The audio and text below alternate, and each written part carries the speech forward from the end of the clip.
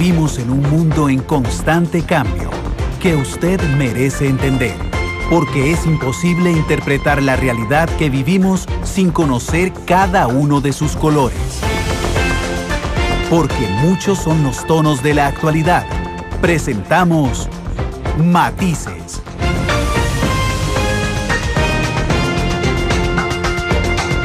Una producción de Noticias Monumental.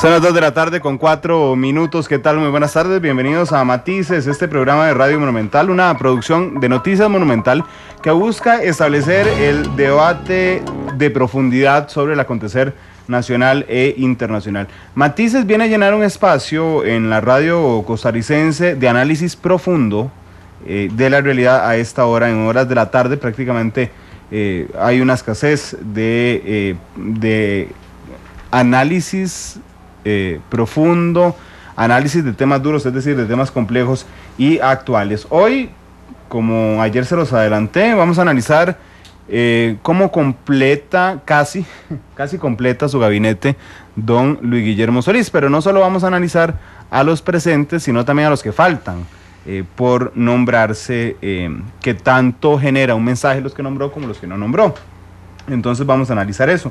Hoy tenemos muchos invitados, varios invitados aquí en la mesa de Matices, pero antes vamos a presentarles el boceto que hace nuestra productora Isel Martínez de cuáles fueron los nombramientos que hizo don Luis Guillermo Solís ayer, para después ingresar de una vez con la tertulia de este importante tema que marca, por supuesto, las últimas semanas informativamente hablando. Las grandes obras inician con un borrador. Para elaborar el tema de hoy, este es nuestro boceto. No vamos a hacer más diagnósticos. El país entrará ahora a una etapa en donde tenemos que ejecutar lo que sabemos está pendiente y tenemos también que ejecutar cosas que no se han previsto. El cambio ya empezó. El presidente electo Luis Guillermo Solís anunció este lunes la segunda parte del gabinete. Solís nombró a 2 ministros, 7 presidentes de instituciones autónomas y 2 embajadores de organismos multilaterales, además de un amplio número de viceministros.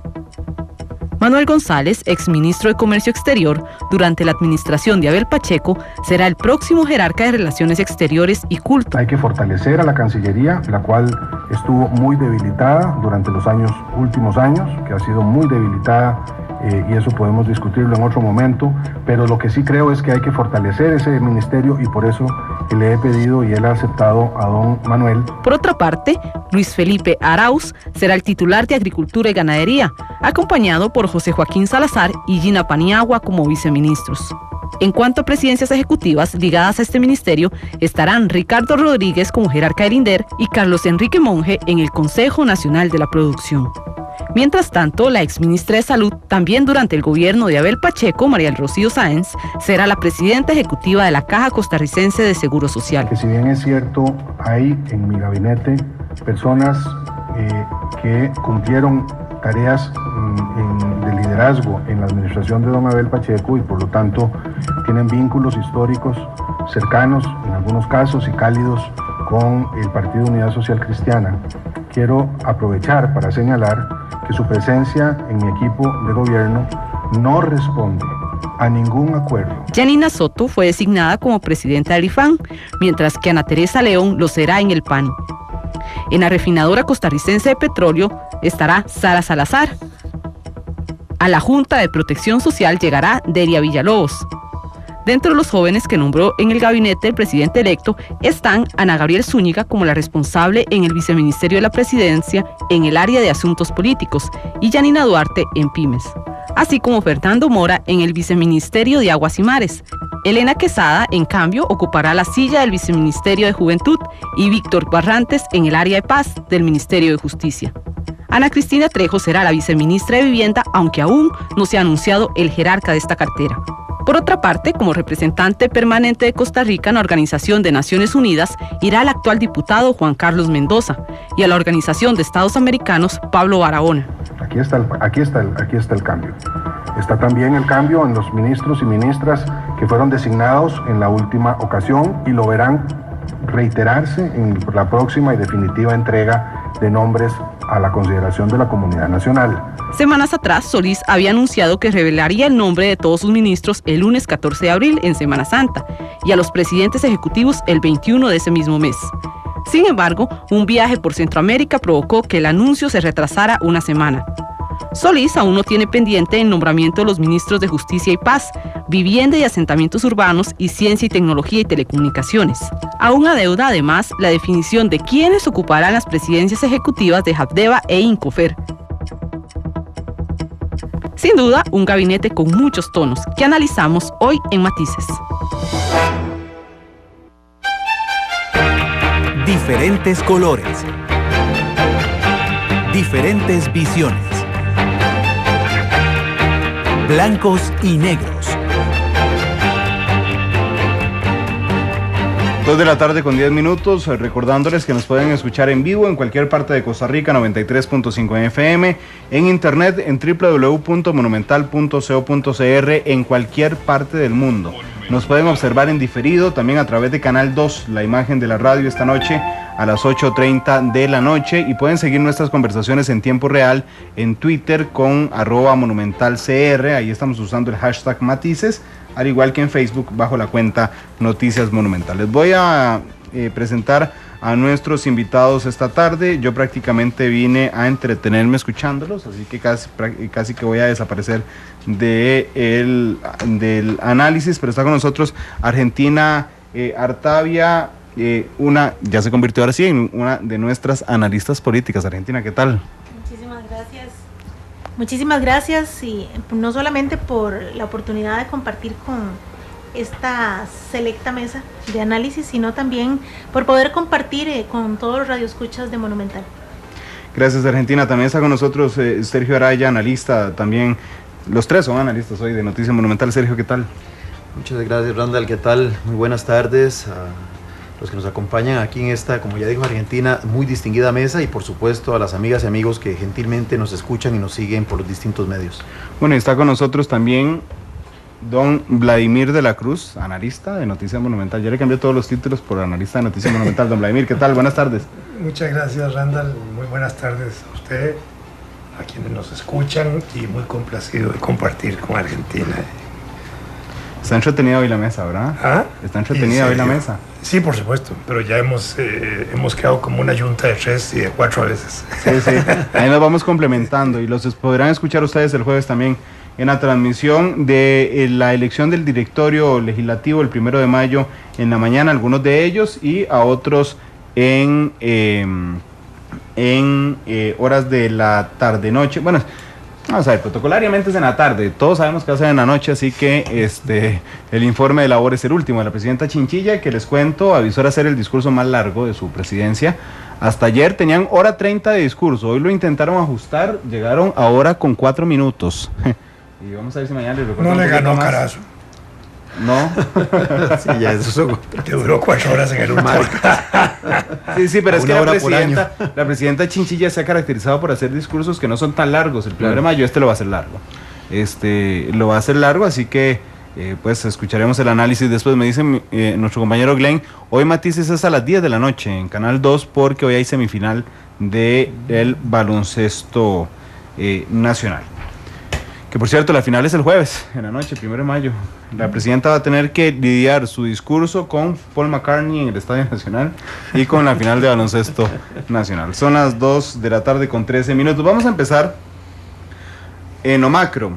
Es innegable que el gabinete de Luis Guillermo Solís, por lo menos el que conocemos hasta el momento, que ya es la mayoría, está formado por gente PAC y por miembros o exmiembros del partido Unidad Social Cristiana. Argentina, ¿qué le parece en macro? A nivel macro, pues sí, efectivamente hay diversas personalidades que vienen de distintos ámbitos académicos, profesionales, políticos, y eso me parece a mí es reflejo no solamente de una búsqueda de equilibrios en cuanto a la extracción de estas figuras, sino también que responde a dos elementos fundamentales dentro del Partido Acción Ciudadana. Uno, las fuerzas políticas internas que se ponen en evidencia con la elección de algunas de estas personas, y lo otro también de las promesas de campaña que el mismo Luis Guillermo Solís planteó. ¿A qué me refiero con esto? Que bueno, efectivamente hay un impulso importante de figuras que tradicionalmente estuvieron asociadas al Partido Unidad Social Cristiana. Es innegable la presencia, por ejemplo, encabezando esa lista de los dos vicepresidentes de la República y de algunos de sus ministros. Y lo otro, además, apelando al tema de la juventud, del impulso que la juventud, las personas jóvenes le dieron al gane, al triunfo de Luis Guillermo Solís, entonces están visibilizados en ese gabinete. Bueno, pero es un gabinete, no es de unidad nacional, ¿verdad? Es de unidad PAC-PUSC. De hecho, podríamos poner es de mantener equilibrio, claro, es de mantener esos equilibrios presentes dentro de la estructura, porque recordémoslo aquí, Luis Guillermo Solís no gana únicamente con votos del PAC, ¿verdad? Entonces aquí la radiografía que hay que hacer de ese triunfo del pasado abril es entender que las diferentes fuerzas políticas que lo hacen a él vencedor de la segunda ronda electoral devienen mucho de alguna gente de la Unidad Social Cristiana, una fuerza fundamental del Partido Acción Ciudadana, y tienen que quedar visibles. Pero en Frente Amplio, por ejemplo, que por lógica podemos sacar que Luis Guillermo Solís obtuvo en segunda ronda un gran porcentaje de votos de gente del Frente Amplio. No hay nadie de Frente Amplio. La cúpula fue muy clara al decir que mantenía su proyecto separado de Acción Ciudadana, que además de eso no iban a cogobernar tampoco. De alguna manera también se ve en estas negociaciones, producto de los acuerdos que tienen que ser necesarios para conformar el directorio legislativo. Y lo que sí fueron muy claros también fue señalar que le daban la libertad a sus seguidores, a sus simpatizantes, para decidir si votar o no, pero que no les iban a indicar, no iba a haber una línea de partido para hacerlo. Y eso es además, me parece que muy lógico, muy racional políticamente, porque ellos necesitan mantener su proyecto político, digamos, con las menos mezclas posibles, porque bueno, ya sabemos lo que le pasó a un partido Movimiento Libertario, por ejemplo, cuando trató de irse a un extremo y al otro, y que el electorado lo vio y lo castigó muy duramente en las elecciones pasadas. Yo quisiera terciar en esto, precisando algunos aspectos. Yo sé que ya el morbo ciudadano está haciendo este tipo de bautizos de este gabinete que ni siquiera se ha terminado de conjuntar. Pero verdaderamente, y lo señaló ayer el presidente electo, no se puede hablar al estilo, digamos, de cómo funcionaría esto en Europa, de una coalición de dos partidos que están gobernando juntos, porque no es que la cúpula del partido, en este caso Unidad, se puso de acuerdo con la cúpula del Partido Acción Ciudadana, y de ahí salieron los nombres de los que hoy ocupan parte de ese gabinete en representación del social cristianismo. Yo diría que, como bien lo señaló él, son personas que inclusive forman parte, si lo quiere ver así también la gente, de un ala de ese partido, porque si usted lo ve, con excepción de Víctor Morales, que fue ministro en la administración Rodríguez Echeverría, los demás ejercieron altos cargos en la administración siguiente, la administración Pacheco de la Espriella, que no necesariamente al interior del PUS es una administración bien valorada por ciertos sectores de la dirigencia de ese partido político. Yo decía a manera de guasa que es como el ala buena del PUS, supuestamente con la que se juntó Luis Guillermo. Pero ni siquiera separada del expresidente Calderón. Totalmente distante del expresidente Calderón, pero entonces no es una cuestión tampoco institucional, y ayer el presidente fue muy claro. Probablemente, como bien señaló Argentina, hay actores que influyeron, lógicamente, que valoraron que era importante involucrar a estos actores en este gabinete, pero es un gabinete que además me parece equilibra otros aspectos, equilibra lo que ya decía Argentina, diferentes fuerzas políticas, gente que viene de la academia, gente que representa a esa juventud que el presidente quiere abrirle un espacio realmente importante en la toma de decisiones, pero también si usted comienza a ver la integración ya de los que van siendo designados, se observa gente más cercana a posiciones de sectores económicamente más conservadores. Por ejemplo, el hoy ministro de Relaciones Exteriores, la misma vicepresidenta Chacón, ambos defensores a ultranza del Tratado de Libre Comercio con los Estados Unidos. Y por el otro lado, usted ve otra gente que podría estar en una posición más bien de oposición a esos intereses económicos. La nueva presidenta de Recope, tengo entendido que inclusive en su condición de funcionaria raza del ICE, había sido miembro del sindicato del Instituto Costarricense de Electricidad. Entonces, usted ve cómo ahí se van equilibrando no solamente asuntos relacionados con fuerzas políticas, sino también con esa, digamos, con ese variopinto que es el Partido de Acción Ciudadana, donde coexisten desde corrientes un poco más conservadoras hasta corrientes más de índole progresista. Don Vladimir, ¿cómo lo ve usted? Me parece, digamos, que el gabinete que ha ido constituyendo Luis Guillermo está acorde con él. En primer lugar, refleja, digamos, decisiones de él. Uno no podría pensar que son decisiones PAC, sino que son decisiones de él. Él sobrepasa el PAC. Así es. Multiplicado muchas veces. No hay que confundirse. El resultado electoral del PAC es lo que se expresó en diputados, que no es lo mismo en votos para la presidencia de la República, que es un universo muchísimo más grande y que representa una población que va más allá del propio PAC. Y de alguna manera eso se está reflejando en el gabinete, me parece a mí. Ahora, en el gabinete, obviamente, uno ve figuras que han militado en partidos y en gobiernos anteriores. Y en ese sentido, el peso lo lleva en ganancia el Partido Unidad Social Cristiana. Y del Partido Unidad Social Cristiana yo me atrevería a decir más bien que lleva ganancia el sector que se sale encabezado por Luis Manuel Chacón.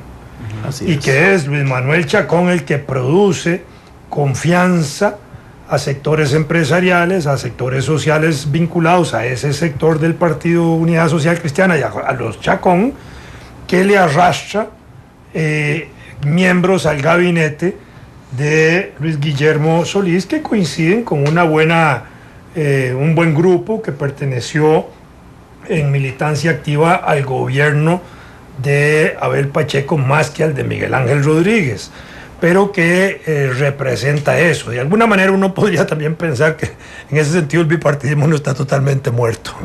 Todavía sale Liberación del Gobierno, mantiene una mayoría parlamentaria de 18 diputados, pero al mismo tiempo hay un peso importante de sectores PUSC tradicionales en el PAC. Por supuesto que están redimensionándose, renaciendo en PAC, pero el PAC no es un partido que tenga una ideología.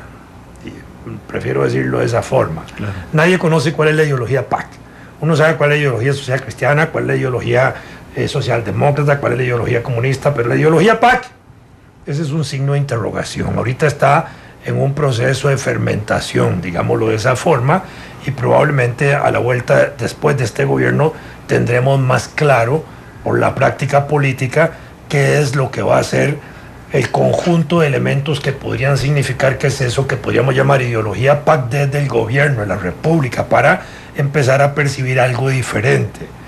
Entonces ahí yo pienso que el peso está en la figura oculta de Luis Manuel Chacón, con su hija Ana Elena y con las orejas que salieron después en ministerios, en vicepresidentas como vicepresidente como Helio y los ministros que han ido saliendo.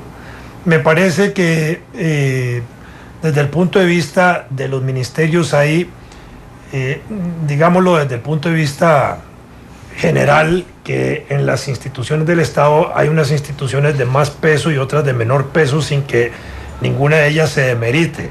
Todas tienen igual rango, todas tienen igual importancia, pero hay unas que son como grandes motores de la institucionalidad pública. Entonces, un motor de esos es Relaciones Exteriores, está claro.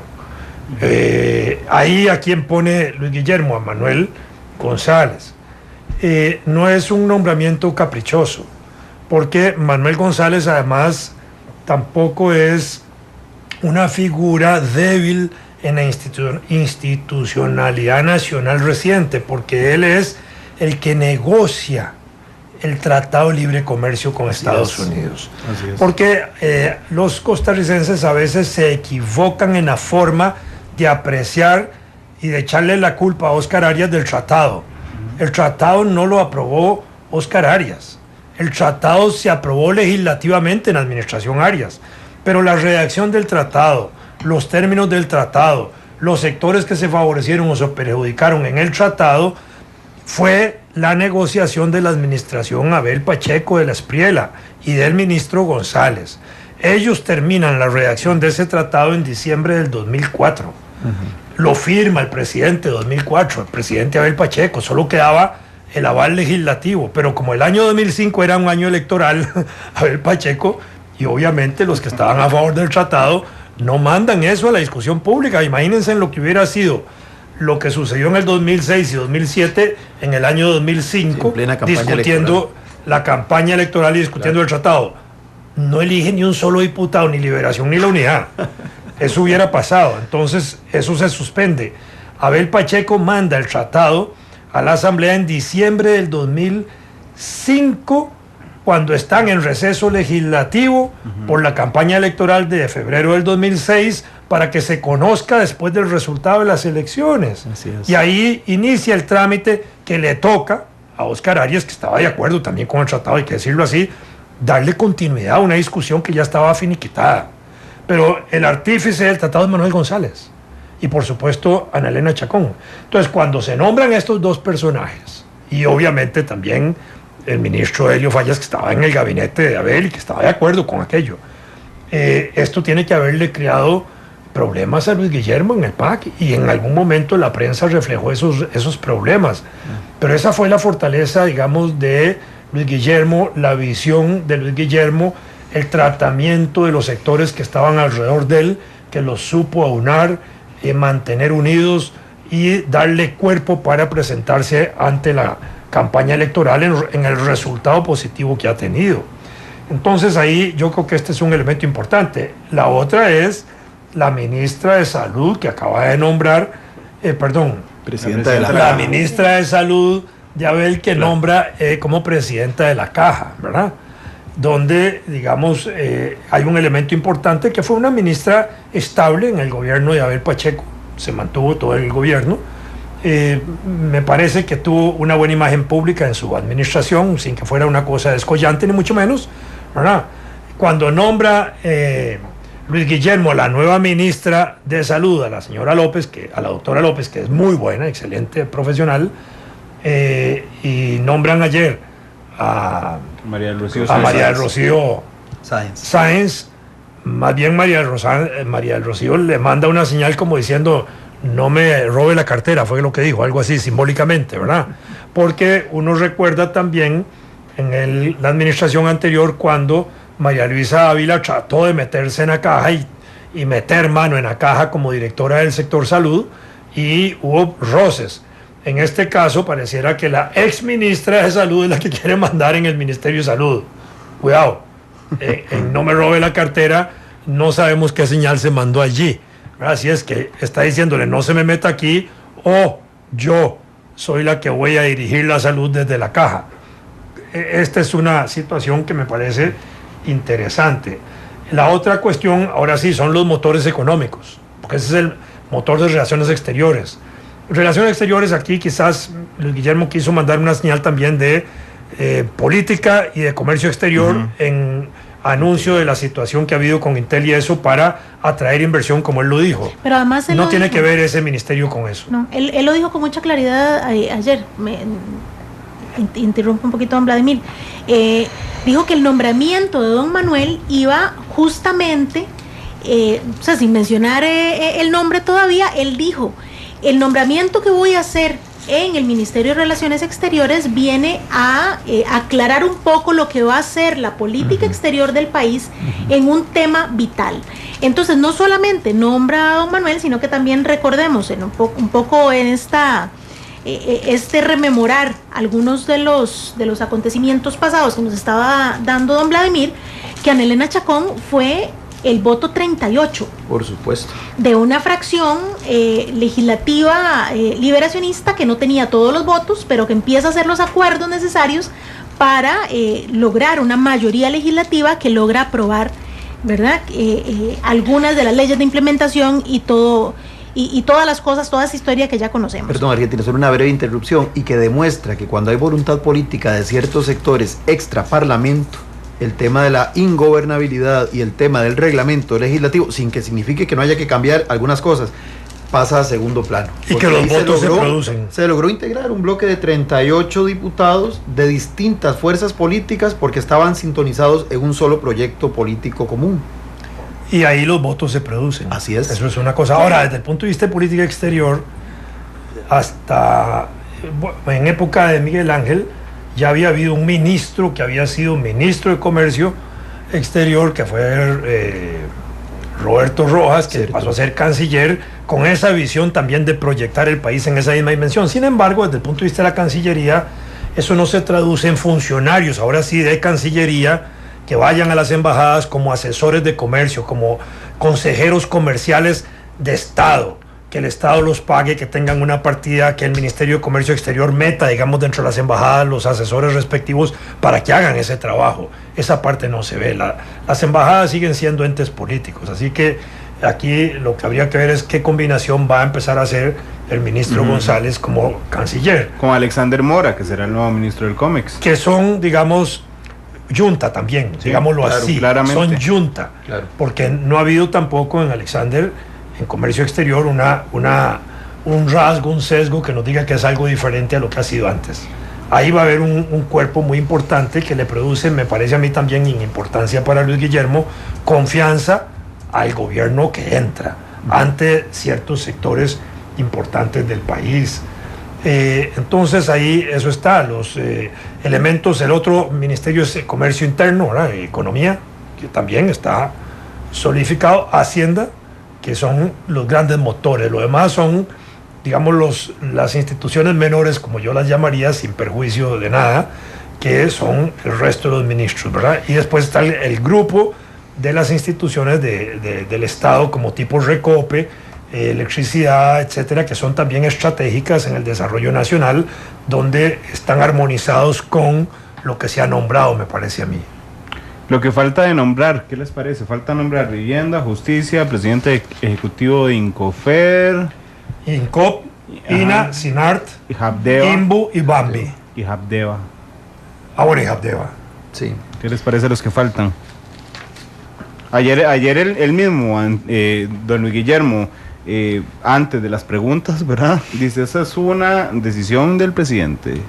Yo puedo tomar la decisión el 7 de mayo, el 8 de mayo claro. A las 9 de la mañana. Yo creo, bueno, varias cosas. Evidentemente, el que haya tenido que hacer esto en 3 tractos, o inclusive más, no lo sabemos, es un reflejo de que cada vez está costando más identificar gente que se quiera sumar a estos esfuerzos. Sergio, la presidenta Recope, la nueva presidenta Recope, sí. Ayer nos dijo, solo sé desde hace unas horas que soy presidenta Recope. Y conozco una persona que quería otro cargo, que hace 72 horas esperaba un cargo y al final resultó designado en otro, pero efectivamente, o sea, hay muchas dificultades. Yo también, pero la va a pasar bien. ¿Dónde va? O algunos sí, que esperaban ser llamados y que no fueron llamados. Y que al final no fueron convocados, exactamente, como algunos preseleccionados en fútbol.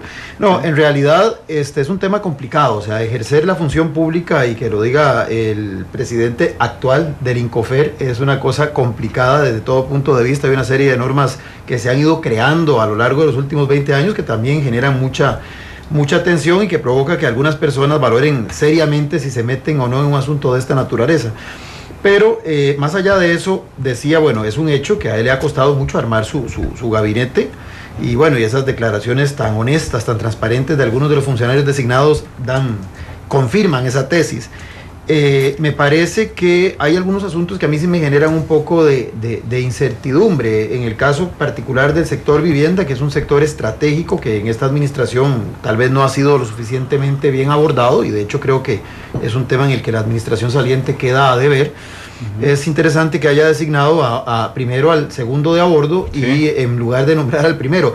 Yo sé que eso es maniobrabilidad del presidente y él tiene la potestad de hacerlo, y probablemente el que termine siendo ministro o ministra se llevará muy bien con la persona que designó como viceministra, pero sí creo que eso puede crear algún tipo de tensión innecesaria, considerando que el viceministro, en este caso viceministra, es después del ministro la máxima autoridad de ese ministerio. El jefe inmediato de todo el funcionariado del ministerio es el viceministro, quien ocupe la cartera del viceministerio. Entonces no es una figura, como bien decía don Vladimir, de poca relevancia, tiene mucha importancia. Entonces sí me parece que, por otro lado, en seguridad es todo lo contrario. En seguridad es don Celso, ministro designado, quien le va a recomendar de entre 5 viceministerios, dentro de 5 candidatos a los viceministros. Don Sergio siempre oye Noticia Monumental. Pues estoy muy sintonizado, la semana pasada. Entonces sí me parece que eso es un poco, preocupante, y sobre todo porque el tiempo, yo sé que él puede designar una hora antes, pero a mí me parece que la transición necesariamente tiene que hacerse ahora y no después.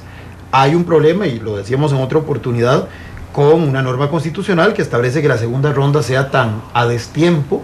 Eso sí hay que modificarlo, pero independientemente de eso, ya la elección fue el 6 de abril y me parece que la prioridad debe haber sido tratar de integrar el gabinete antes de otras acciones que él ha venido emprendiendo.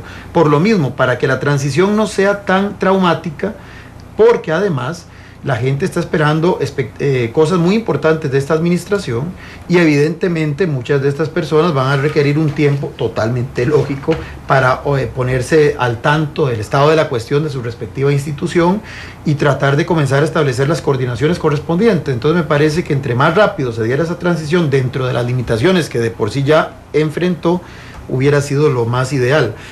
Y los otros ministerios, pues sí, me parece también interesante que esté nombrado el viceministro de Paz, no así el titular de Justicia, que va a ser, entre comillas, el jefe de este último. Y de las presidencias de las instituciones autónomas, por supuesto, sin demérito de que todas legalmente tienen el mismo valor, pero hay políticamente instituciones, como bien dijo don Vladimir, de primera, segunda y tercera categoría. Obviamente hay instituciones muy importantes como Jandeva, que va a jugar un rol estratégico en los próximos años, que me parece que probablemente el factor aquí es que no ha conseguido a la persona, o la persona a la que se lo solicitó está todavía dubitativa de si se mete o no en esta tremenda. Porque está el tema de APM Terminals, por supuesto. Don Luis Guillermo ya dijo, respetaré el contrato, don Vladimir. No, me parece, que en estos otros ministerios fuertes, seguridad es clave. Y seguridad, hay que decirlo también, es una institución que ha evolucionado concentrando en la estructura de la seguridad nacional los cuerpos policiales, que antes estaban dispersos en el Ministerio de la Presidencia una policía, en Hacienda otra, y en fin, había un montón de cuerpos policiales. A eso se ha ido la Policía de Guardia Rural, todo eso se ha ido concentrando. Hay una especie de Estado Mayor policial, para no decir militar, en Costa Rica. Y ha habido ya una profesionalización de mandos medios e intermedios y de jerarquía alta en la capacitación militar. Desde hace muchos años no se relevan cuando hay un cambio de gobierno parte de esas estructuras militares. Cambia el ministro y los viceministros y lo demás se mantiene. En este sentido, que haya emergido como un funcionario del gobierno actual a la cartera, como jefe de cartera de seguridad pública, un funcionario como Celso Gamboa, es un continuo del aparato militar policial del país. Antes se decía que el ministro de Seguridad casi que era consultado con la embajada americana. Tal vez eso no se consulte hoy de esa forma, pero ese continuo da una idea del papel importante que tiene el sector militar en el país, o policial militar. Incluso cuando nombraron a este muchacho Gamboa, incluso hubo reacciones de algunos sectores sociales que lo consideraban un represor político. Hay un persecutor de manifestaciones y ese tipo de cosas. Entonces, eso va a ser también una piedra en el zapato para el propio presidente Solís, tener una persona que ya entra, con esa imagen de persecución y de represor que algunos sectores sociales le dan. Pero al final de cuentas es un tipo que también viene de la corte, ¿verdad? Sí. No es de las estructuras militares oficiales, sino de la corte, donde hace su evolución policial. El otro elemento importante aquí, que todavía no lo tenemos muy claro, es MOP, que era el motor para poner presidentes en el pasado. Don Vladimir, perdón, antes de pasar al MOP, nada más haciendo un aporte al tema de seguridad. Yo estoy esperando, porque me llama mucho la atención, creo que como siempre cubría ese tema, me llama mucho la atención, el segundo viceministro de la presidencia, que será el encargado de la DIS. Encargado de la DIS. Bueno, Luis Guillermo había dicho que iba a mantener la DIS. Claro, la va a mantener, pero el que nombre de segundo viceministro va a ser el que tenga recargo la DIS, y si se mantiene en la misma estructura que hasta ahora, sería el comisionado nacional antidrogas, como lo ha ejercido el segundo viceministro. Que es el cargo que actualmente ejercía Celso. Exactamente. Bueno, y eso es importante, porque, digamos, uno podría tener distintas apreciaciones sobre una policía de Estado. Política. Una policía, ¿es necesaria o no necesaria? De pronto es necesaria. Sí. Yo no voy a discutir eso, digamos. Y como los gobiernos cambian, pueden cambiar las jerarquías, pueden cambiar los funcionarios, y lo que hoy puede ser aplicado contra unos, mañana puede ser aplicado contra los otros. Así que, como decía don Ricardo Jiménez, me parece que una vez que le preguntaron que era la política, es como un palo de gallina según gallinero. Se refería a la vieja idea de los corralillos que habían en las casas, donde había un sedazo y unas gallinas y un palo al centro para que estuvieran brincando y haciendo ejercicios, subiendo y bajando al palo. Entonces él decía que la política era exactamente eso, como unas gallinas que subían al palo, bajaban, volvían a subir, bajaban, volvían a subir, cambiaban, ahí iban, pero agregó, solo que cuando las que están arriba están, ¿verdad?, en el palo, se preocupan de no cuitear a las de abajo, ¿verdad? Entonces aquí vamos con esa imagen parecida en términos de que cambia el gobierno, entran nuevas gallinas al palo. Ahora vamos a ver si se pasean en las de abajo, ese es el asunto, ¿verdad? Entonces aquí esa cuestión de seguridad es clave. El MOP me parece que es importante porque el presidente le ha asignado un papel estratégico para darle el motor que tenía en el pasado, de hacer obra pública, verdaderamente obra de Estado, y no privatizar la construcción de obras nacionales que han venido a ser cuestionadas en muchos aspectos. Entonces ese es ¿cómo se llama?, un ministerio clave. El otro, en esa misma jerarquía, puede ser trabajo, porque ahí reúne los tres sectores: gobierno, el sector empresarial y sectores sociales. Sindicatos por un lado, sectores organizados en cooperativas y sectores solidaristas. Solo que la parte sindical es la parte como activa del conflicto, y es la parte tripartita que define fundamentalmente los salarios y todo esto. Y cuando hay políticas de salario que de pronto en una parte de la decisión del salario, cuando se aprueba el 0.43, que es parcial considerado al aumento total anual, esto provoca una resistencia. Bueno, en el caso del actual nuevo ministro, que ya fue ministro, ¿verdad?, de Miguel Ángel, en cuyo gobierno se aprueba una de las reformas sociales más importantes en materia laboral, que es la ley del trabajador, y que ese es un mérito de esa administración, y ahí estuvo el ministro Morales. Y él ya mandó una señal ahí sobre la nueva ley del Código Procesal Laboral, donde sugiere la posibilidad de analizar para que se mantenga en los términos que originalmente había sido aprobado en la Asamblea Legislativa, y usando, digamos, un paralelo con Figueres, cuando Figueres en 1971-72, cuando atendía una huelga bananera que había sido ilegal, dirigida por los comunistas, y manda a Danilo Jiménez Vega, ministro de Trabajo, a pactar, y después la prensa se le tira encima al ministro y al presidente porque habían pactado con dirigentes sindicales en una huelga ilegal. Figueres dijo aquella frase famosa: huelga es huelga, las huelgas son de la realidad, existen. Y después respondió y dice: ¿y con quién hay que pactar? Si los comunistas dirigen la huelga, es con ellos que hay que pactar. Entonces, en este caso, Víctor Morales ha dicho algo parecido: las huelgas se dan en los servicios públicos, lo que hay que hacer es regularlas, y el nuevo código regulaba ya parte de eso. Veamos esa situación. Entonces yo creo que está mandando señales para tranquilizar un poco al sector social.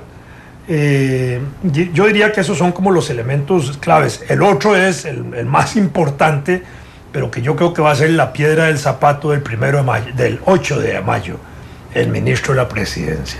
¿Por qué el ministro de la Presidencia? Porque ese es el cuadro político que proyecta a gabinete, proyecta al presidente sobre Asamblea Legislativa, sobre sectores políticos, sobre partidos, sobre sectores sociales, empresariales, todo. Pero no es que Melvin no tenga la capacidad, porque la tiene, es un hombre experto, tal, sino por la investidura de obispo que tiene.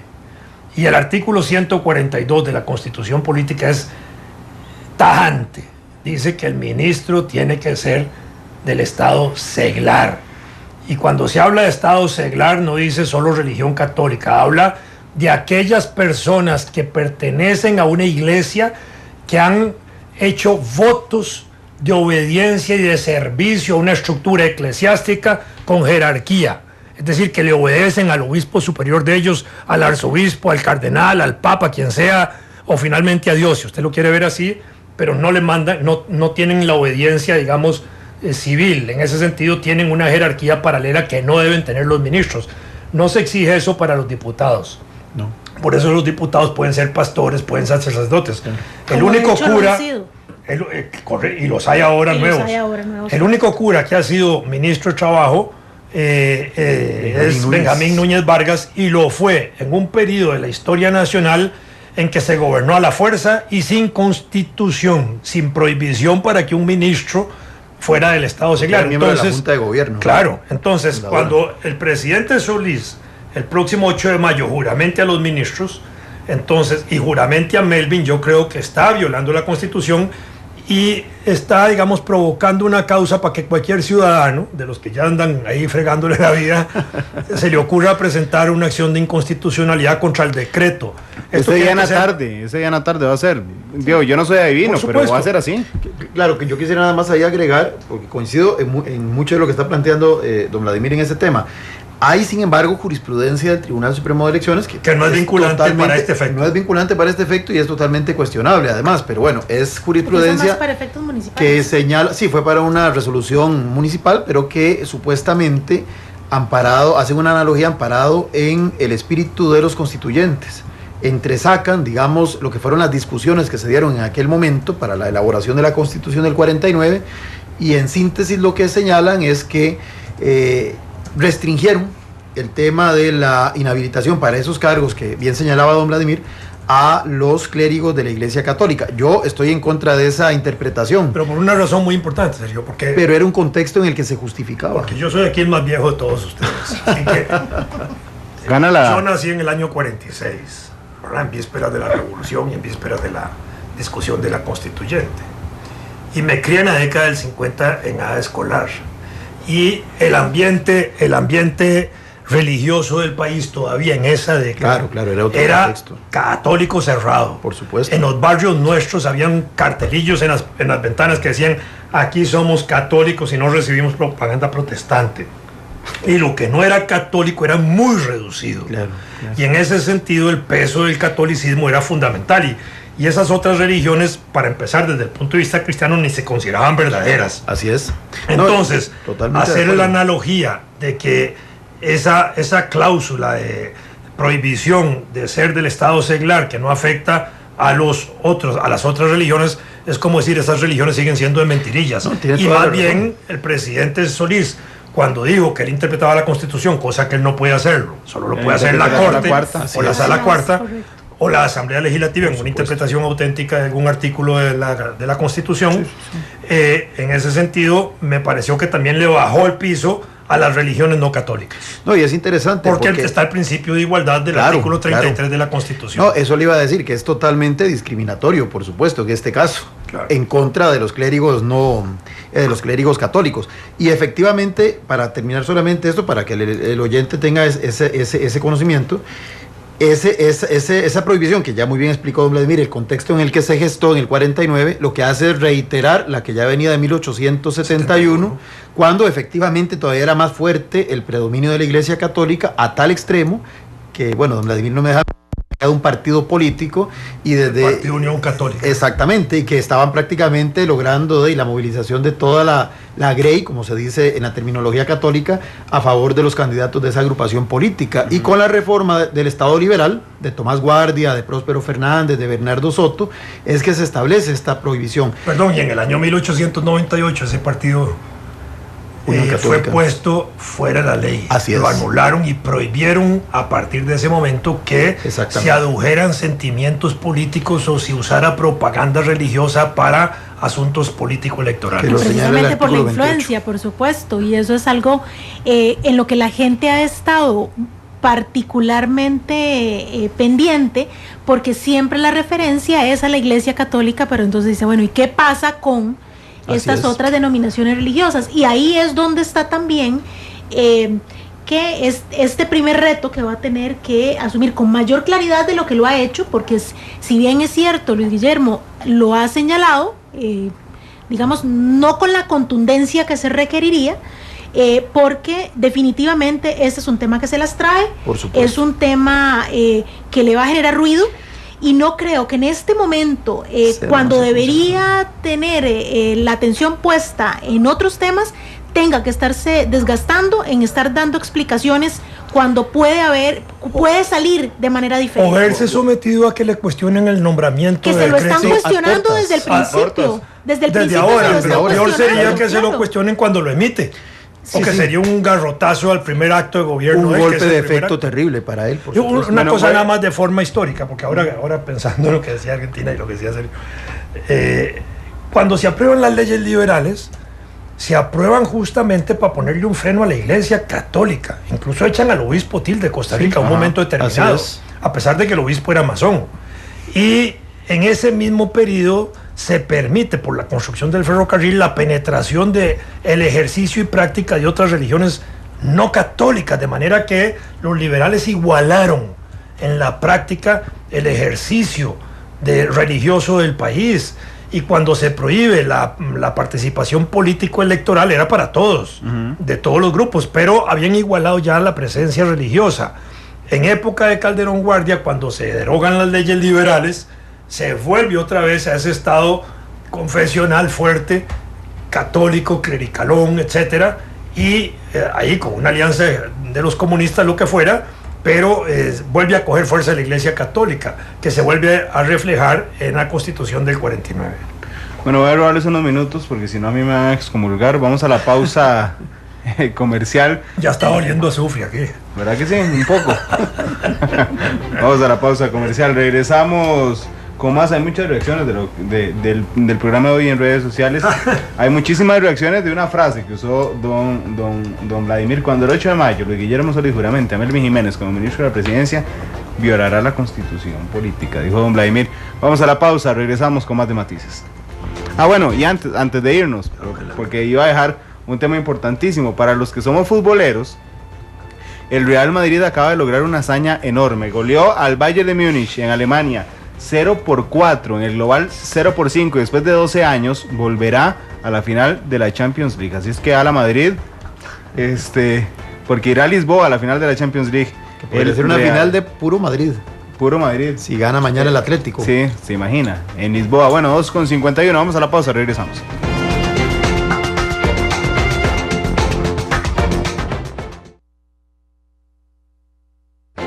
País laico por amor a Dios. Bueno, vamos a ver, porque hay un montón. Dice Marco Vinicio, ¿será posible una futura eliminación de instituciones que hacen funciones semejantes en esta administración? Dice Marvin Schultz, fusión en una sola ficha. ¿Desde hace cuánto la última palabra en relaciones exteriores la dicta el COMEX y no Cancillería en Costa Rica? ¿Qué ha pasado con Incofer? Dice Marco Vinicio nos pregunta Juan Pablo Estrada, ¿dónde puede encontrar el link del programa? Apenas terminamos, subimos a internet el programa entero para que usted lo pueda descargar. Dice Sonia Aguilar, no creo que a Luis Guillermo Solís le preocupe mucho los conflictos internos que se le armen en el PAC. Él ganó la elección, no el PAC, dice doña Sonia. Parte de los comentarios que ya tenemos en Facebook, vamos a ver algunos, hay algunos también en Facebook, donde generó mucha polémica también la declaración de don Vladimir. Vamos a ver, voy a abrir porque estoy entre quién. Bueno, una muy buena colega, Andrea Faguas, que dice un excelente programa el día de hoy, y Marco Vinicio, que dice aprendiendo mucho escuchando matices. Voy a abrir la línea telefónica 905-222-0000. Recibimos unas cuantas llamadas para ver si ustedes quieren aportar algún elemento a esta mesa de análisis de lujo que hoy tenemos con Argentina Artavia, Vladimir de la Cruz y don Sergio Araya. 905-222-0000. Buenas tardes, ¿cuál es su nombre? Roberto, desde San Carlos. Roberto, gracias por llamarnos. Adelante, por favor. Gracias. Yo quería aclarar nada más algo ahí que están diciendo ustedes. Claro, adelante. Ustedes dicen que es discriminatorio porque es luterano el hombre El asunto es que más discriminatoria es la Iglesia Católica, que no permite los matrimonios en otras religiones. Bueno, gracias, don Roberto. Por supuesto, es tema de otros matices ese, pero una muy buena acotación a los temas que tenemos hoy sobre la mesa. 905-222-0000. Estamos hablando del gabinete de Luis Guillermo Solís, presidente electo de la República. ¿Qué les parece? ¿Tienen algo quieren agregar algo a la conversación que estamos manteniendo esta tarde? 905-222-0000. Buenas tardes, ¿cuál es su nombre? Aló. Sí, buenas tardes. De Guillermo. Don Luis Guillermo, ¿le puede bajar un poquitito al radio, nada más para escucharlo mejor y entender bien su idea? Adelante, por favor. Perfecto. Ahora sí, ya, adelante. Don Luis Guillermo, perdón, le baja un toquecito más. Nosotros le ponemos el audio de nosotros en el teléfono para que no tenga que subirle al radio. Aló. Ahora sí. Aló. Vamos a ver, ya, usted lo tiene a monitor. Don Luis Guillermo, ahora sí, adelante, por favor. Sí, bueno, en realidad ahí lo que se nota que en la pelea interna por el gabinete la ganó Ana Elena Chacón, ¿verdad? Trajo casi la mayoría de impuestos muy claves a la mayoría de amigos del gobierno de Pacheco. Ajá. Y por otro lado hay un grupo importante de académicos de don Guillermo, de colegas de la universidad, los mismos académicos que ya habían tomado el PAP, digamos. Entonces hay que ver cómo hacen esa simbiosis, ¿verdad? Pues una simbiosis un poco extraña, ¿verdad? Y casi hay muy poca experiencia política y no solamente hay que capacidad académica, sino que hay que negociar mucho y hay que amarrar muchas cosas para poder lograr algo. Gracias, don Luis Guillermo, por compartir con nosotros esta tarde. Tenemos más llamadas al 905-222-0000. Buenas tardes, ¿cuál es su nombre? Buenas tardes, Adrián Cordero, de Alajuela. Don Adrián, gracias por llamarnos, adelante. No, es que más que todo a mí, digamos, oyendo, lo que está contando este señor sobre el ministro que nombró, don Luis Guillermo, a mí como costarricense, no sé hasta qué punto, digamos, me preocupa, porque digo yo, no han empezado ni el gobierno y infringiendo la ley, digámoslo así. Entonces, digamos, yo digo, ¿cómo hace uno para, digamos, hacer valer esa condición, digamos, que se respete la constitución política? O si tenemos que no han empezado el gobierno y ya tenemos que quedarnos callados y aguantar que, digamos, que ese señor, digamos, haga lo que quiera en ese tema. Gracias, don Adrián, por su opinión. No quiero ser ave de mal agüero para don Luis Guillermo, pero estoy seguro que el tema terminará en la sala cuarta casi que el 9 de mayo, si no es que el 8 de mayo, en horas de la tarde, el mismo día, y creo que es algo que él debiera ya de ir calculando. Antes de ir a la siguiente llamada, para intentar ser muy breve. Perdón, el mismo día, porque la sala cuarta trabaja las 24 horas del día. Sí, dice Johan Muir en Twitter, nos pregunta, ¿me podrían explicar cuál es el problema con que una persona que profese una fe y sea clérigo ejerza cargos públicos? No quiero detenerme en este tema, pero lo que le voy a decir nada más es que cuando uno le jura obediencia a una estructura, ¿verdad? Sea el pastor de su iglesia, el papa, el rabino, el obispo, a cualquiera, normalmente no, tiene que ser así por fe, esa obediencia está sobre los poderes políticos. Yo solamente lo diría constitucionalmente, el artículo 131, el 142 y el 159 de la Constitución Política, que son los que señalan cuáles son los requisitos para ser, en el caso 131, presidente y vicepresidente de la República, en el caso 142, ministros de gobierno, y en el caso 159, magistrados de la Suprema Corte, señala que se tiene que ser del Estado seglar. Y el presidente de la Asamblea Legislativa. Sí. También. Podría ser presidente de la República, sí. Sí, son las 3 de la tarde con 2 minutos. Buenas tardes, ¿cuál es su nombre? Gerardo González. Don Gerardo, gracias por llamarnos. Adelante, por favor.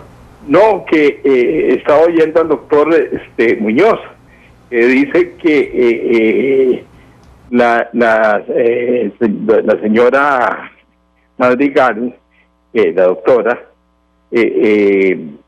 bueno, que él no cree que pueda porque no está dentro, porque él no está dentro de la Caja del Seguro Social y los problemas son más profundos. Dice que la Caja tiene que tener una intervención y ojalá de expertos, o sea, o una comisión de expertos y que la intervención tiene que ser muy profunda, porque dice que la caja está quebrada, porque dice que en estos momentos él tiene un cronograma de todo lo que está pasando y lo que cómo se tiene que organizar la caja de ahora en adelante. Gracias, don Gerardo, por compartir con nosotros su opinión. Le ruego ser breves. Yo odio cortar alguna intervención, pero es que si no tenemos muy poco chance de recibir llamadas. Muy buenas tardes, ¿cuál es su nombre? Ahí se nos fue esta llamada, 905-222-0000. Buenas tardes, ¿cuál es su nombre? Buenas tardes, Jimmy Álvarez. Jimmy, gracias por llamarnos. Adelante, por favor. Muchas gracias. Es excelente escuchar a don Vladimir. Yo creo que tiene una connotación muy clara del asunto de cómo se debe manejar el tema religioso. Y creo que aquí la Sala Constitucional va a tener que analizar. A mí me gustaría que se establezca el decreto para que la Sala Constitucional dé la verdadera dimensión de lo que significa ser del Estado seglar.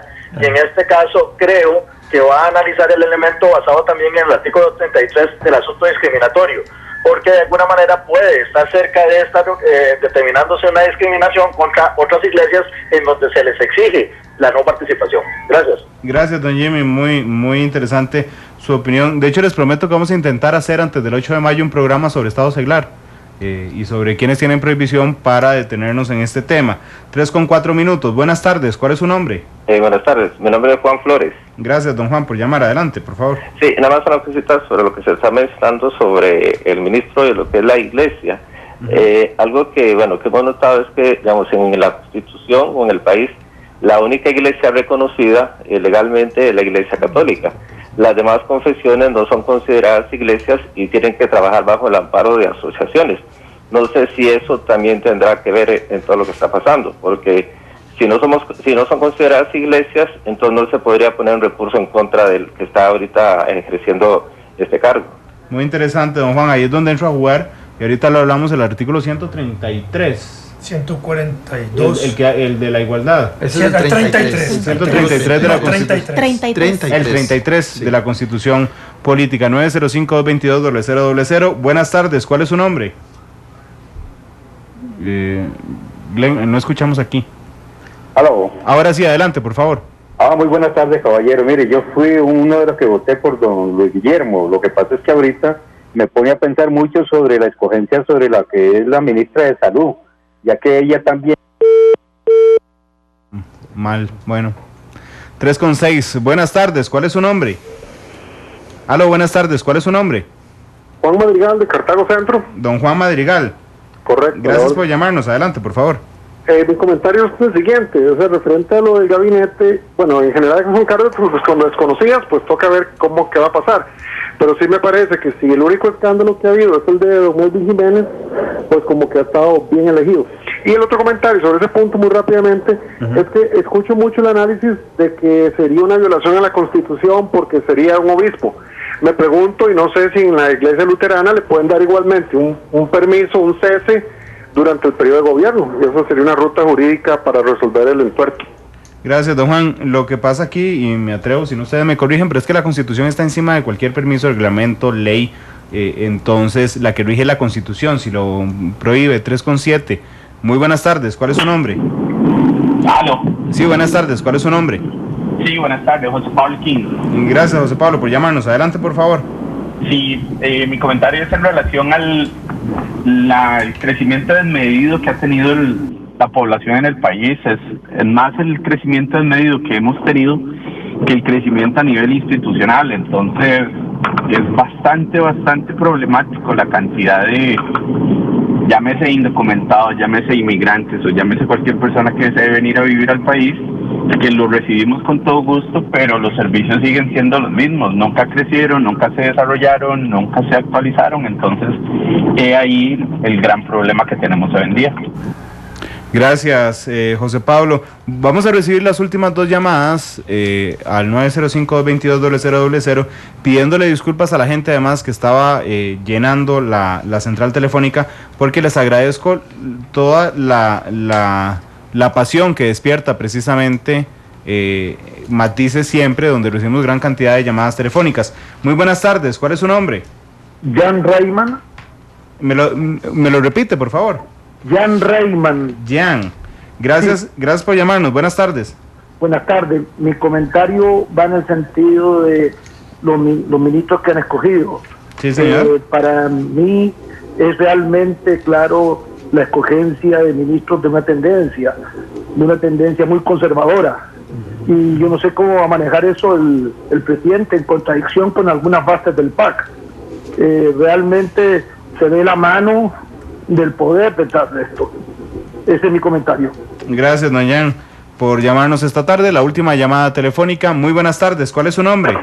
Buenas tardes, mi nombre es Dagoberto. Dagoberto, gracias por llamarnos. Adelante, por favor. Sí, me gusta estar escuchando todos los comentarios que hay. Yo digo, ni siquiera es 8 de mayo, no ha empezado el señor presidente a gobernar, ni los ministros, y ya se hace todo un burumbum. Pienso que hay que esperar que todos son gente muy capaz, son caras nuevas, hay algunos de experiencia, pero hay que dejarlos por lo menos un año para ver qué frutos nos van a dar. Muchas gracias. Gracias, don Dagoberto. Gracias a todos los que compartieron con nosotros sus opiniones, a don Roberto, don Luis Guillermo, don Adrián, don Gerardo, don Jimmy, don Juan Madrigal, don José Pablo, don Jan y don Dagoberto por tomarse el tiempo de compartir con nosotros. Vamos a la pausa comercial. Yo se lo había dicho en estos micrófonos de Matices a don Luis Guillermo Solís, yo no sé quién quiere ser presidente, se lo juro, porque enfrentarse a tal presión, a tal opinión de todo lo que uno haga, inclusive antes de asumir, yo no sé de dónde provienen las ganas para luchar por la presidencia de la República. 3:09, vamos a la pausa, regresamos.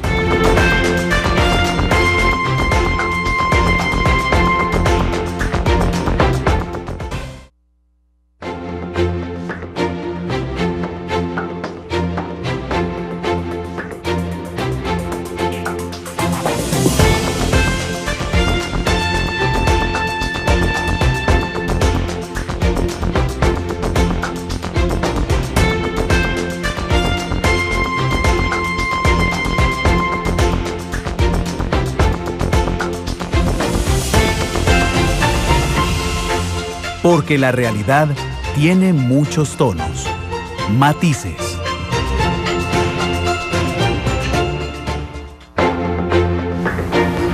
Son las 3 de la tarde con 14 minutos. El jueves 1 de mayo va a ser bastante entretenido.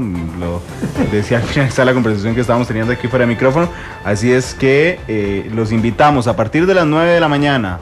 El jueves estaremos en vivo hasta las 12:30 cuando haya, si todo transcurre con normalidad, un nuevo directorio legislativo que arranca este periodo constitucional, y en la tarde a las 3 de la tarde arrancaremos con el análisis del informe de labores de la presidenta Chinchilla. Recordarles, mañana hay Matices a las 9 de la mañana porque mañana es la otra semifinal de la Champions League en la tarde, transmisión monumental, así es que mañana irá Matices de 9 a 11. Mañana en la mañana les contamos, pero va a ser muy interesante, no se lo puede perder. Tiene que ver precisamente con el nuevo presidente de la República. Con estos elementos que nos suman nuestros oyentes a la mesa, Argentina. Me parece que aquí, sobre todo lo que señaló el último radio escucha don Dagoberto, hay algunos elementos que hay que retomar. El primero, la dificultad evidente de poder incorporar personajes públicos o privados al gabinete, porque es una decisión difícil, no solamente porque está corriendo contra el tiempo, ¿verdad? En este menos de un mes después de la segunda ronda electoral, sino también porque convencer a una persona de que deje su zona, digamos, de comodidad, o lo que ha ido construyendo en estos años, para entrarle a una tarea que tiene altísimas expectativas. Yo no recuerdo que haya habido un gobierno que entra a asumir funciones que tenga las expectativas tan altas como es el caso del gobierno de don Luis Guillermo Solís. A eso debe sumarse en este país, ¿verdad? Por supuesto, porque si podemos hacer un parangón con el tema de las expectativas, lo mismo le sucedió a Barack Obama en los Estados Unidos, ¿verdad? Con las grandísimas expectativas que la gente... o a Chávez en Venezuela. Puestos, o a Chávez en Venezuela. El tema aquí es que adicionalmente a las expectativas tan altas, tan elevadas de una población que se vuelca por un cambio, está también las los requisitos un poco a veces draconianos, ¿verdad? De los mismos estatutos del PAC, de las mismas exigencias que el PAC y sus banderas de la ética, de la transparencia, de la no corrupción, tiende muchas veces a poner en duda de esas personas que pueden aceptar y decir, y si en algún momento algo sucedió en mi vida, y empiezan, ¿verdad?, como a escarbar. Es complicado, es muy complejo dejar esa privacidad para convertirse en figura pública, que va a estar indiscutiblemente no solamente en los medios de comunicación, sino también en el día a día, en el comentario del día a día de la gente. Y eso me lleva a otro elemento adicional, el cambio. La gente vota por el cambio, pero si ustedes ven también, es como difícil quedarle bien a esa gente que pidió el cambio, porque entonces dice que no tenga caras de los mismos de siempre, que no sean figuras que siempre han estado ahí, y empieza a mencionar él, en Semana Santa, ¿verdad?, su primera parte del gabinete. Es que son muy nuevos, no tienen Es que no se conocen, es que nadie sabe dónde vinieron, es que demasiado académicos, es que demasiado... Y en esa primera parte la gente dice... ¿Y dónde están los jóvenes? ¿Y dónde estaba el ofrecimiento de campaña? Y ayer, que menciona a una buena cantidad de jóvenes, de personas jóvenes en los viceministerios, entonces empiezan a decir exactamente lo contrario de la primera vez. Es que no tienen experiencia, es que es demasiada la responsabilidad. Entonces, es difícil para una persona que tiene sus limitaciones, porque volvemos a lo mismo que hemos hablado varias veces en este espacio. Es un ser humano, con virtudes y con defectos, con muchas limitaciones también. No es un ser extraterrestre con superpoderes que puede ni quedarle bien a todo el mundo, y esperemos que esa sabiduría, esa experiencia, esa capacidad que ha venido acumulando en años, lo haya llevado a tomar la decisión de escoger a las mejores personas. Yo sí creo que hay que darle un espacio a estas personas nuevas, sí, pero creo que al asumir este reto de aceptar un cargo de esa naturaleza, tienen muchas ganas de hacer las cosas bien. Yo no creo que alguien acepte, después de una reflexión interna con su familia, no sé, con sus círculos más cercanos, que acepten una responsabilidad de estas para ir a ver qué sale. Me parece que lo están haciendo con mucha responsabilidad, con muchísimo compromiso por el país. Eso es lo que yo quiero creer. Y hay que darles el beneficio de la duda. No solamente el beneficio de la duda, sino además también desearles los mejores éxitos, porque si les va bien a ellos, nos va bien a todos en este país. Y adicionalmente a eso también, una de las cosas que don Luis Guillermo mencionó, no solamente en esa primera mención de su gabinete, sino también el día de ayer, es que él ha sido muy reiterativo al decir que va a hacer una revisión, que esos primeros 100 días que muchas personas hablan de acomodos, lo que realmente significan esos 100 días es que va a haber un espacio, no solamente para revisar qué es lo que está, ahí se le salió un poco lo académico al decir, vamos a hacer un estado de la cuestión para saber qué es lo que hay, qué es lo que nos están heredando, pero también que dentro de un año va a haber una revisión de puestos. Y el que no está dando la talla probablemente va a ser invitado a salir. Eso es lo que podría esperarse. Entonces es un poco hacer un llamamiento a todos los sectores de esta sociedad, para que entendamos que si en algún momento se pidió un cambio y se le dio ese mandato con toda la fuerza, con todo el respaldo de 1.300.000 gentes detrás de la figura de don Luis Guillermo Solís, tenemos que darle también ese espacio para que demuestre que lo que está proponiéndole al país es lo mejor que él y su gente puede dar, y que indudablemente nos vamos a beneficiar todos si las cosas salen bien. Pero no podemos de antemano estar criticando a ciegas si no sabemos de qué está hecha esa gente y qué es lo que está dispuesta a hacer. No, y yo agregaría en eso que muy bien ha señalado Argentina, el presidente ha querido desde ya ir definiendo cuál va a ser ese rasgo de ese cambio. Creo que para la juventud, por ejemplo, es muy importante estos espacios que le está dando a tanta persona joven en puestos de decisión. Los viceministros son los jefes inmediatos del personal del ministerio en donde les corresponde ejercer esa función, por debajo del ministro, pero son el jefe inmediato de acuerdo a la Ley General de Administración Pública. Así que va a ser muy interesante para los que han sido designados ayer asumir esas tareas en esos ministerios, en algunos ministerios complejos como el de la presidencia o 25 inclusive años, 25 años, es la edad mínima para poder aspirar a ese cargo. Pero en realidad es un tema, digamos, que demuestra que el presidente está con hechos concretos tratando de expresar los rasgos de ese cambio, que además ya de por sí era algo muy complejo, porque ese 1.300.000 y algo de personas que votaron por él, que votaron por un cambio, cada uno tiene un cambio en su cabeza que es distinto. Sí. Entonces de repente le va a tocar buscar cómo equilibrar, pero manteniendo un hilo conductor que es el que tiene que dirigir su ejercicio de gobierno. Si algo se le reclamó al gobierno saliente fue que se veía una falta de conducción política, tal vez no de realización de logros concretos, sino de conducción política. La conducción política necesita una visión, un objetivo, que puede ser del agrado de todos, ojalá, pero que no necesariamente va a ser así y casi nunca es así. Lo importante es que lo haya. Aparentemente el presidente lo está teniendo. En el ejercicio de este proceso que lo condujo a la presidencia, se mostró cuál era su hilo conductor. Ha sido componedor, ha sido articulador, ha buscado establecer equilibrios primero al interior de su partido, cuando todo el mundo decía, bueno, esto está polarizado entre Juan Carlos Mendoza, Otón Solís allá en la sombra, Epsi Campbell, llegó y recompuso ahí las fuerzas al interior del partido. Ahora las volvió a recomponer ya en la campaña, cuando nombró a Ana Elena Chacón como compañera suya de fórmula, cuando nombró a Elio Fallas, y ahora está recomponiendo un poco ya al país, integrando a estos distintos representantes de diferentes fuerzas. El reto es lógicamente que estos equilibrios los pueda mantener, los pueda saber conducir adecuadamente, porque gobernar es más que solamente administrar. Gobernar es que hay que atender intereses muy fuertes que generan reacción, y él tiene que priorizar a cuáles les va a dar mayor importancia, a cuáles va eventualmente y temporalmente a sacrificar, y todo eso es parte del ejercicio de gobernar.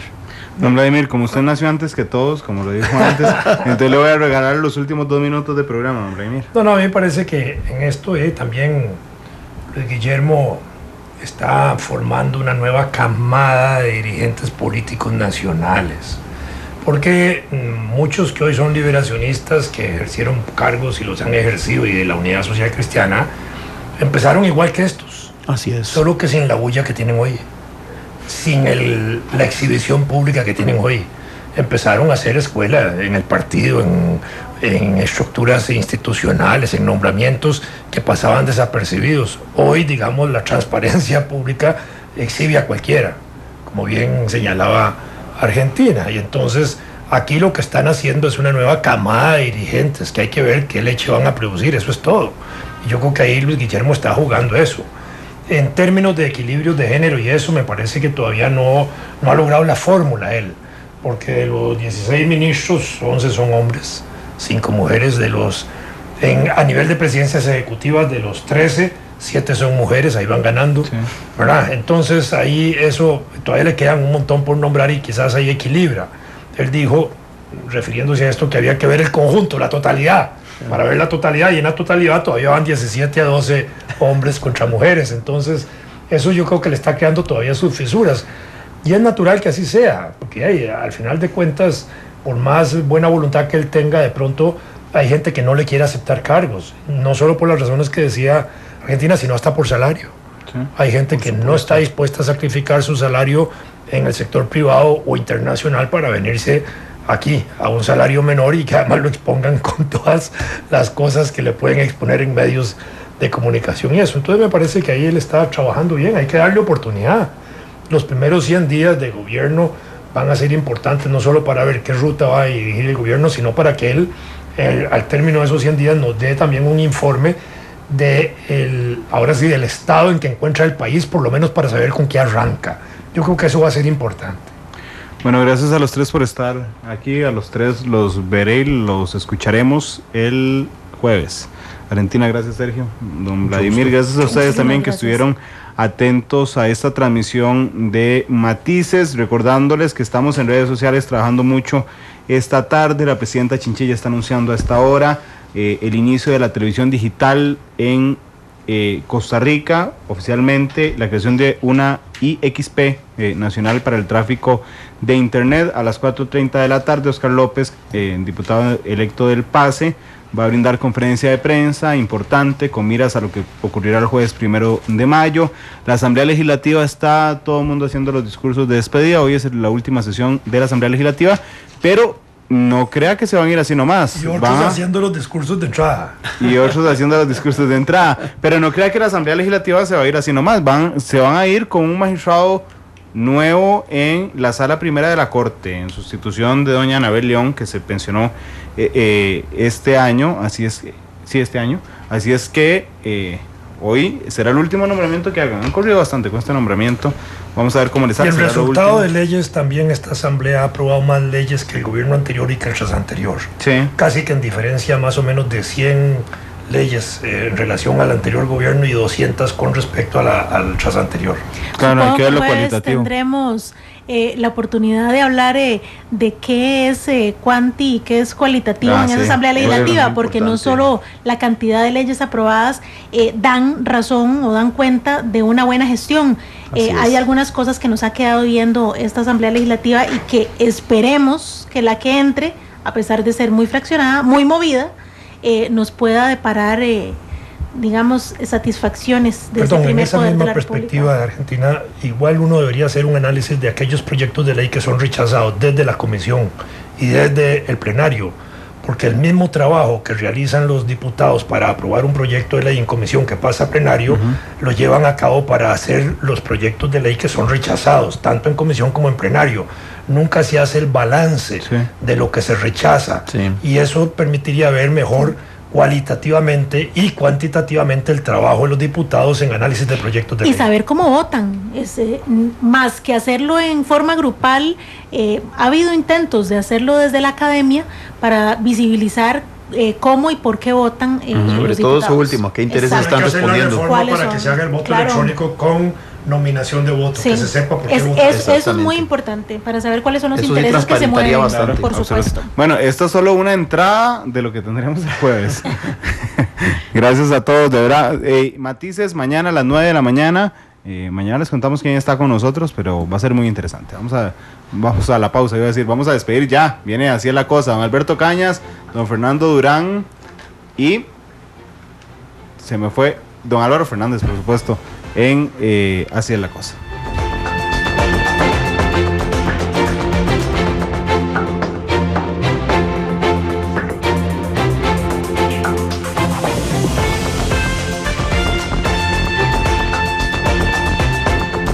Vivimos en un mundo en constante cambio que usted merece entender, porque es imposible interpretar la realidad que vivimos sin conocer cada uno de sus colores.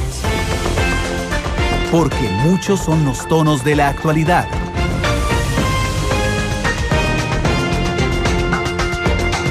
Una producción de Noticias Monumental.